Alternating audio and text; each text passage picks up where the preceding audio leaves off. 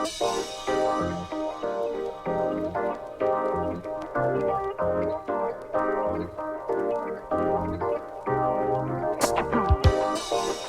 the captain of the Belgian Wiffles, David Buhr. David, how are you? I'm doing great. How are you, Kyle? Good. You're our fifth captain, so we're, cruising along here. David, the Belgian Wiffles have a pretty interesting history.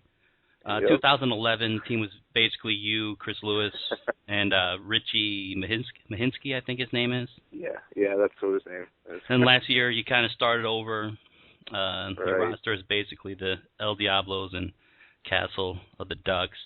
Once again, clean slate. So for the third straight year, you kind of go into the season with a brand new roster. Do you think this is the team that finally stays with Belgian for years to come? I really do. I really do think it is the team will stay with me.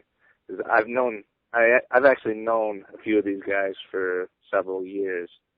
Mark and Greg Brandon, I've known them since they were in the Gibraltar Little League, and I was umping, they were playing.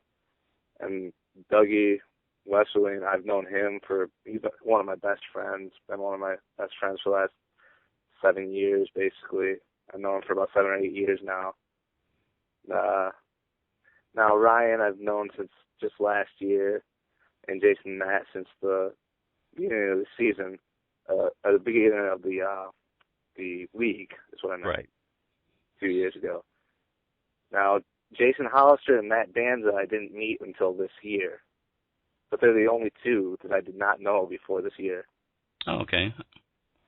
And I did not know they're that. great guys. Mm-hmm. And I didn't know you knew great chemistry right now.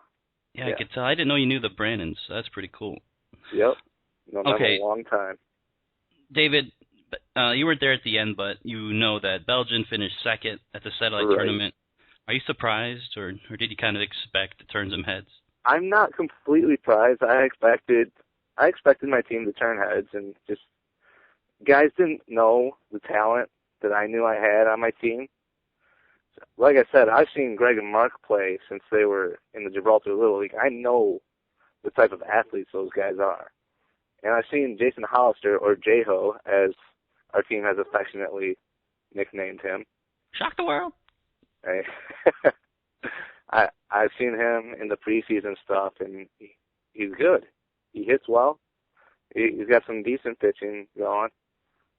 But, Greg and Mark, they were two of the best pitchers in pretty much every league they ever played in. And they were also great hitters. So I really expected us to shock people. Hey, kind of I know it's early, but an outsider's view, I see your team runs well, hits well, fields well. Right now, probably the only question mark is pitching. What kind of rotation will Belgian use this year? That's a very good question, because I'm still not sure.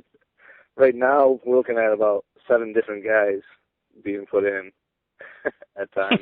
Now, if Greg and Mark can get the accuracy down, it'll basically come down to those two and maybe 1 or 2 others of us.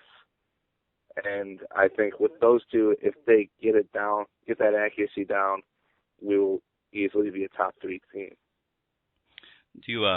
Is Jason Matt in the rotation? For now. Yeah? You will see him pitch. Okay. I mean, you'll probably see all of us except for Dougie pitch. Okay. At least at some point in the season. So. Cool. Hey, last year you were in the Ringler. Now you're in the Garcia with the Islanders, El Diablos, Ducks. Do you think you guys can compete for the title? Absolutely. Division? I think everybody can compete for the title. It's just, anybody can have an off day. Mm-hmm. And anybody can have a great day. It's wiffle ball. Just like baseball, you never know what's going to happen. Who do you, gun to your head, who do you think wins the division? El Diablos. Yeah. Seems to be the fun Absolutely. choice. All right, moving along. Hey, your team is all rookies except for you, Jason, Matt, Ryan, Alexia.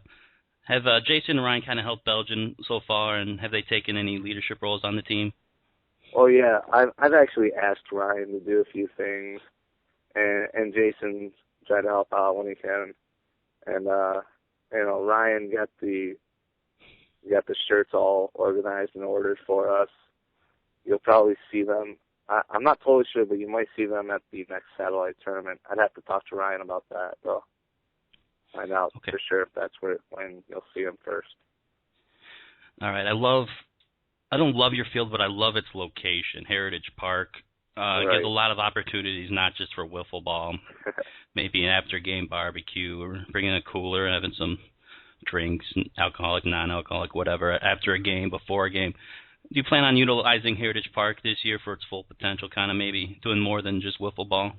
Absolutely. Somebody mentioned that early on, and I was like, why didn't I think of that last year? That's such a great idea. Yeah. I mean, it'd be good for us to have, like, I don't know if we'll have Saturday afternoon games or Sunday afternoon games, just after the games, have everybody just hang out, have some food. Yeah. I know you can't do do tri-meets, but maybe you can invite 2 teams for a Saturday. All right, we got about 20 seconds, so just answer these real quick. Don't give explanations. Does David Buhr hit more than 8 home runs this year? Yes. Will Jason Matt win Most Improved Player award? Absolutely. And will a Belgian Wiffle win the Rookie of the Year award? Of course. I predicted yeses on all those. All right, David, that's 6 minutes. Thank you for doing this interview, and I'll see you at the winter meeting, right? Thanks, Al. Yes, you'll see me at the winter meeting. All right, later, man.